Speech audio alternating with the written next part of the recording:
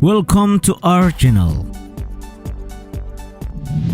Mustahil untuk tidak menyimpan banyak ingatan selama 32 tahun kepemimpinan Soeharto di bawah payung Orde Baru. Nah, dari banyaknya kesan yang ditinggalkan, ada satu hal yang menarik untuk dibahas kembali, yakni terkait posisi ajudan yang prestisius pada masanya. Menariknya, mantan-mantan ajudan dari presiden kedua ini punya karier yang gemilang, bahkan menjadi pembesar republik setelahnya. Penasaran? Simak video ini sampai habis. Tapi sebelum lanjut, kami ingatkan kembali untuk subscribe channel ini dan aktifkan lonceng notifikasi kamu untuk mendapatkan video edukatif dari Data Fakta.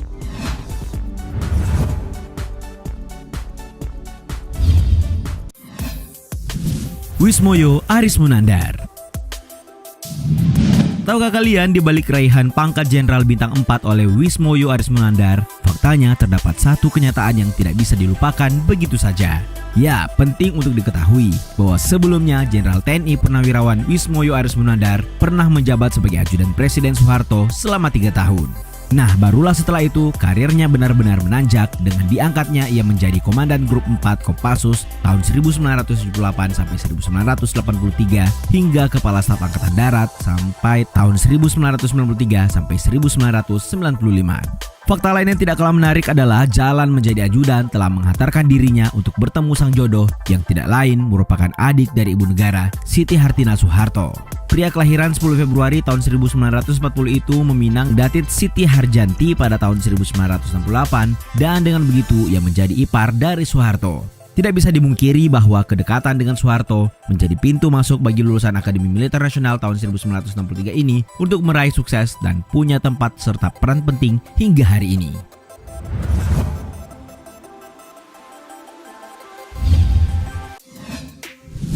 Tri Sutrisno. Dalam rilis Tirto yang mengacu pada catatan Harsha Bahtiar, Siapa Dia Perwira Tinggi TNI AD 1989, disebutkan bahwa Tri Sutrisno memang pernah menjabat posisi ajudan presiden tepatnya pada tahun 1974 hingga tahun 1978. Nah, selepas itu, masih di tahun yang sama, karir Tri juga ikut naik dengan diangkatnya ia menjadi Kepala Staf Kodam Udayana, Bali dan Nusa Tenggara di tahun 1978. Tidak berhenti sampai di situ. Setahun kemudian, mantan ketua PBSI ini menjadi Panglima Kodam 4 Sriwijaya dan tentu saja ini baru permulaan.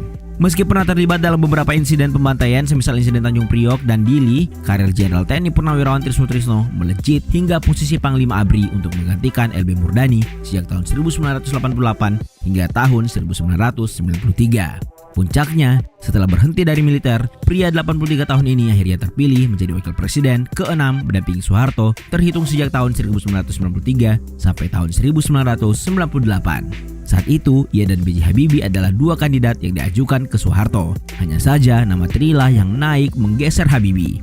Selepas itu, Habibie menjadi wakil bersamaan dengan lengsernya Soeharto. Dan karenanya, sang wakil naik tahta untuk menduduki kursi presiden.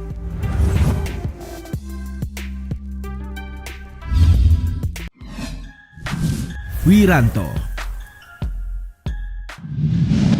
Sebagaimana orang-orang percaya bahwa jabatan ajudan adalah anugerah, maka bisa dipastikan bahwa politikus sekaligus tokoh militer Wiranto juga ikut merasakannya.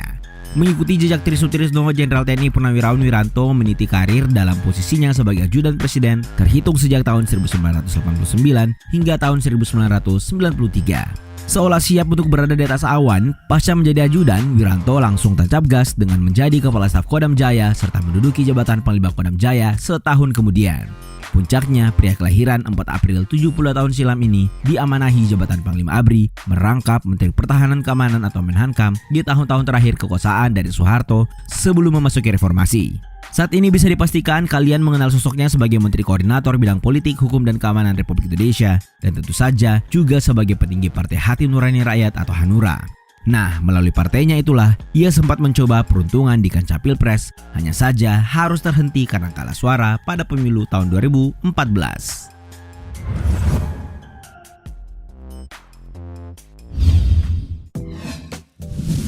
Subagio Hadisiswoyo. Satu lagi mantan ajudan Presiden Soeharto yang cukup terkenal dengan karir yang senantiasa menanjak, yakni Subagio HS. Selain dikenal sebagai satu-satunya kasat yang pernah menjabat dengan 3 presiden Indonesia berbeda, karier yang tak kalah gemilang bagi pria 73 tahun ini adalah dengan diangkatnya ia sebagai Kepala Staf TNI Angkatan Darat pada periode tahun 1998 hingga tahun 1999. Setelah sebelumnya ia mempertanggungjawabkan posisi Komandan Jenderal Komandan Pasukan Khusus atau Kopassus terhitung selama 2 tahun sejak tahun 1994 menggantikan Agung Gumelar. Bahkan di luar dari militer, Jenderal Bintang 4 yang disebut-sebut berada di lingkaran Presiden Jokowi ini pernah menjabat sebagai Ketua Umum Pengurus Besar Persatuan Bulu Tangkis seluruh Indonesia. Saat ini, Subagio HS dikenal sebagai Dewan Penasehat Partai Hanura, bahkan juga dapat dikatakan bahwa ia merupakan salah satu pendiri Partai Hanura.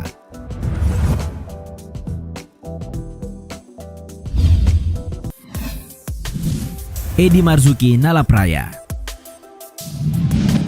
Selanjutnya ada mantan ajudan Panglima Kodam Siliwangi yang juga pernah merasakan sensasi mengawal orang nomor 1 negeri ini terhitung sejak tahun 1967.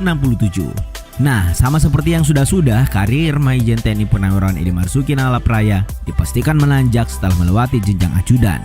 Buktinya, ia menorehkan berbagai posisi di dunia militer, diantaranya Wasop Kodam 5 Jaya pada tahun 1974, pernah pula ia menjadi asisten pengamanan Garnizum Ibu Kota di tahun 1975, serta menjadi asisten Kodam 5 Jaya tahun 1977.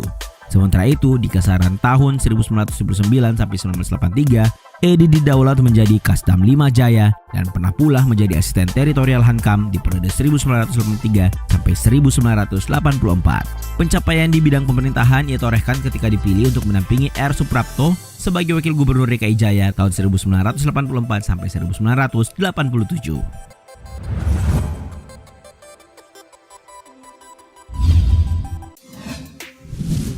Syafri Samsudin.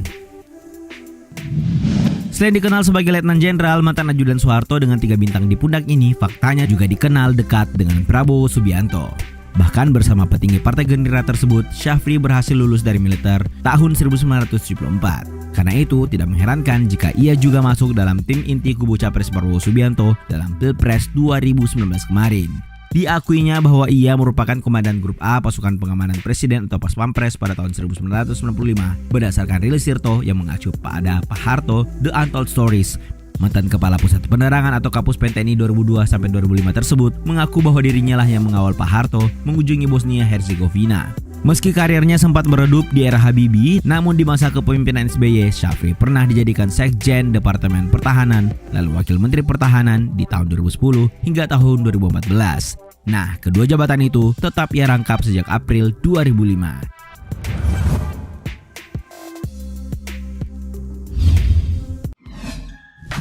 Kunarto.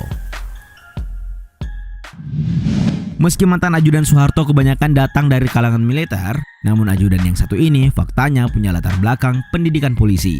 Yap, Jenderal Polisi Kunarto menjabat sebagai ajudan Presiden Soeharto sejak tahun 1979 hingga tahun 1986. Awal karirnya dimulai ketika ia menjalani pendidikannya di PT IKA Angkatan 9 pada tahun 1961. Lalu, bagaimana karir Kunarto setelah menjadi ajudan? Apakah juga seberuntung mantan-mantan ajudan lainnya? Jawabannya tentu iya. Bahkan setelah menjalani karir sebagai Wakil Kepala Polda Metro Jaya, tidak butuh waktu lama untuk dirinya merangkak ke posisi Kapolda Sumatera Utara, tepatnya pada tahun 1987 sampai 1989. Nah, barulah berselang 2 tahun kemudian, Kunarto melenggang mulus untuk menjejaki posisi Kepala Kepolisian Negara Republik Indonesia pada tahun 1991 sampai 1993. Pada 11 Agustus 1993, ia menutup karirnya sebagai Wakil Ketua Badan Pemeriksa Keuangan Republik Indonesia mendampingi JB Sumarlin dengan masa tugas terhitung sejak dilantik pada 11 Agustus 1993 hingga 5 tahun ke depan.